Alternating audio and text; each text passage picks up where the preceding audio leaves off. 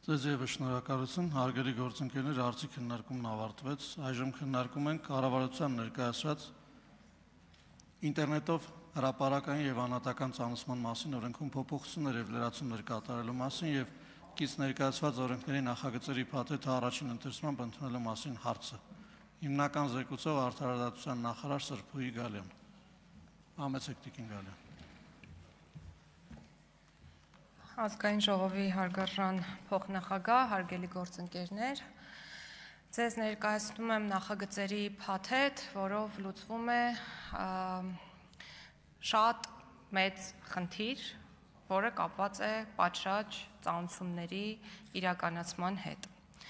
Մենք մեր երկրում ունենք այնպիսի իրավիճակ, երբ պետություն-քաղաքացի հարաբերություններում հատկապես, որոշ դեպքերում նաև քաղաքացի-քաղաքացի հարաբերություններում անձինք չեն կարողանում ծանուցվել պատշաճ եւ չեն կարողանում իրացնել իրենց իրավունքներն ու պարտականությունները, քանի որ ներկա պահին մեր երկրում չի գործում ինտերնետային ծանուցումների համակարգը, այլ կերպ ասած էլեկտրոնային ծանուցումների միասնական համակարգը եւ նախագծերի փաթեթը միտված է այս խնդիրը լուծելուն։ Այս փաթեթով կարելի է ասել ներդնում ենք էլեկտրոնային ծանուցումների մի ամբողջական մեխանիզմ, սկզբից մինչև վերջ նկարագրված, եւ եթե այդ մեխանիզմով անձը ծանուցվի եւ ծանուցումը բոլոր փուլերով անցնի, ապա անկախ ամեն ինչից անձը համարվելու է պատշաճ ծանուցված։ Նկարագրեմ, թե ինչպես է մեխանիզմն աշխատելու։ Ֆիզիկական անձանց պարագայում գործելու է էլեկտրոնային հարթակ, թվային միջավայր, որտեղ անձը մուտք է գործելու խիստ նույնականացման միջոցով, այսինքն նույնականացման քարտի կամ բջջային նույնականացման միջոցով։ Ծանուցումը տեղադրվելու է այդ հարթակում եւ եթե անձը մուտք գործի հարթակ, ապա համարվելու է ծանուցված։ Անձը կարող է նաև տրամադրել իր հավելյալ կապի միջոցները, անձնական էլեկտրոնային փոստ, հեռախոսահամար, որով նա հավելյալ կտեղեկացվի այն մասին, որ հարթակում ծանուցում է տեղադրվել։ Այս հանգամանքը արժանի է շեշտադրման, որովհետև մեր քաղաքացիներին հուզում է այն հարցը, թե արդյոք իրենք կարող են իրենց նախընտրած տարբերակով ծանուցվել եւ դրա պատասխանն է այո։ Եթե հարթակում ծանուցումը տեղադրելուց հետո 3 օրվա ընթացքում անձը մուտք չգործի համակարգ, սկսելու է աշխատել հաջորդ քայլը։ Այն է ծանուցումը հիբրիդային առաքանու միջոցով պատվիրված նամակով ուղարկվելու է անձի հաշվառման հասցեով։ Հիբրիդային առաքանին դա այն է, երբ ծանուցվողը որևէ ծրար կամ նամակ չի ուղարկում, այլ էլեկտրոնային ծանուցումը ավտոմատ փոխանցվում է փոստին եւ փոստը այն ծրարավորում է եւ ուղարկում անձի հաշվառման հասցեով։ Այս տարբերակը դեռ թողել ենք, որպեսզի հնարավոր խնդիրներից խուսափենք, այսինքն այն դեպքերում, երբ անձը չբացի եւ չծանոթանա ծանուցմանը, ապա ծանուցումը նրան ուղարկվի նաեւ փոստային առաքանու միջոցով։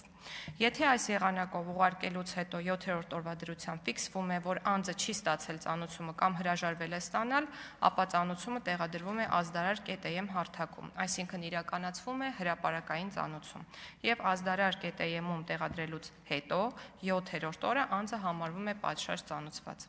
Մի շատ կարևոր շեշտադրում, եթե ֆիզիկական անձը հարթակի միջոցով տվել է համաձայնություն, որով հավաստում է, որ իրեն բացառապես էլեկտրոնային եղանակով ծանուցումներ կարող են ուղարկվել, ապա ծանուցումներն իրականացվելու են բացառապես էլեկտրոնային եղանակով եւ այդ դեպքում ծանուցումը տեղադրելուց հետո 3-րդ օրը անձը համարվելու է պատշաճ ծանուցված անկախ այն հանգամանքից անձը մուտք է գործել տվյալ հարթակ, թե ոչ։ Այսինքն տվյալ դեպքում այլևս չի իրականացվելու լրացուցիչ հիբրիդ փոստով եւ ազդարար.am հարթակով ծանուցում։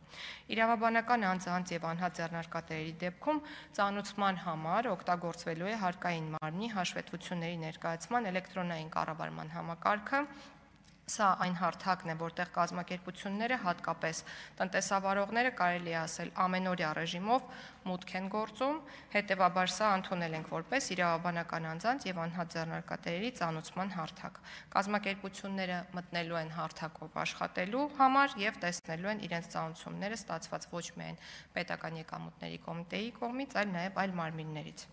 Իրավաբանական անձինք եւ անհատ ձեռնարկատերերը պատշաճ ծանուցվելու են ծանուցումը ՊԵԿ համակարգի իրենց անձնական էջում տեղադրվելու օրվան հաջորդող 3-րդ օրվանից։ Եթե վերջիններս այդ ընթացքում մուտք չգործեն համակարգ, ապա ծանուցումը միանգամից տեղադրվելու է azdarar.am կայքում եւ տեղադրվելուց հետո 5-րդ օրը նրանք համարվելու են ծանուցված։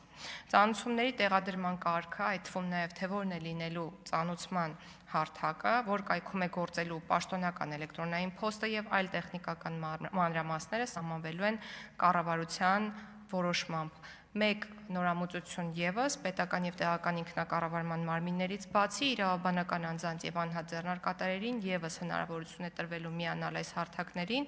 եւ այլ անձանց ծանուցել էլեկտրոնային եղանակով, որը եւս կհամարվի պատշաճ ծանուցում։ Թերևս այսքանը, խնդրում եմ կողմ քվեարկել նախագծի ընդունմանը։ Հարցերի համար գրանցում։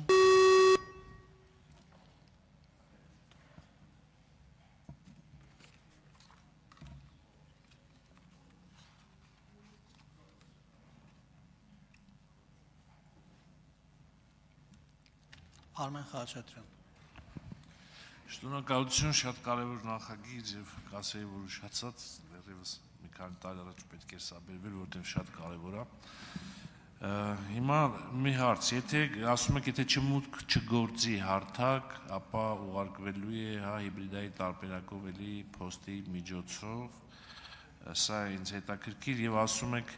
կառավարության որոշմամբ կսահմանվի թե էլեկտրոնային հարթակը որն է լինելու, ինչպես է լինելու, բայց միաժամանակ նաև ասում եք, որ azdarar.am-ում այդ ամեն ինչը տեղադրվում է։ Հիմա որն է լինելու հարթակ, azdarar.am-ը թե նոր հարթակ պետք է ստեղծվի։ Այսքանը, շնորհակալություն։ Շնորհակալություն, պարոն Խաչատրյան։ Տեսեք, azdarar.am-ը հրապարակային ծանուցման հարթակն է եւ դա ծանուցման գործընթացի վերջին շղթայի գործիքն է։ Երբ անձը չի մտնում այն հարթակը, որը պետք է սկսի գործել հունվարի 1-ից եւ որը լինելու է լրիվ այլ հարթակ, պետական համակարգ, այսպես կարող եմ ասել, բայց անունը դեռևս չեմ կարող նշել, որովհետեւ աշխատանքները ամփոփման փուլում են այդ հարթակի ձևավորման։ Եվ azdarar.am-ը պետք չէ շփոթել այդ հարթակի հետ։ Կրկնում եմ, azdarar.am-ը գործընթացի վերջին փուլում աշխատող հարթակն է, որը վերջին քայլով միտված է ապահովելու անձի պատշաճ ծանուցումը։ Ինչ վերաբերում է հիբրիդային ծանուցման հարցին, ապա քայլերի հաջորդականությունը ես նկարագրեցի, առաջնահերթ գործելու է նոր հարթակը, որտեղ կախվելու են ծանուցումները եւ քաղաքացին հնարավորություն է ունենալու մուտք գործել այդ համակարգ եւ բացել ծանուցումը կամ գնալ հղմամբ այլ պետական մարմնի համակարգ, օրինակ ոստիկանության համակարգ եւ տեսնել իրեն վերաբերելի ծանուցումը, կամ այդ ծանուցումը ստանալու է իր էլեկտրոնային հասցեով, եթե չբացի, ներողություն եմ խնդրում, այդ դեպքում նոր ծանուցումը ծրարավորվելու է եւ ուղարկվելու է հաշվառման հասցեով։ Ունեք արձագանք, համեցեք։ Շնորհակալություն, ամեն դեպքում փաստորեն ունենում ենք երկու էլեկտրոնային հարթակ, մեկը սկզբնական ծանուցման եւ սկզբնական ծանուցումը պատշաճ չանցնելու հետևանքով արդեն տեղադրում ենք azdarar.am-ում երկու էլեկտրոնային հարթակ, ստե կարծում արժի մտածել, արդյոք պետք է թե չէ։ Եվ հասկացա այդքան։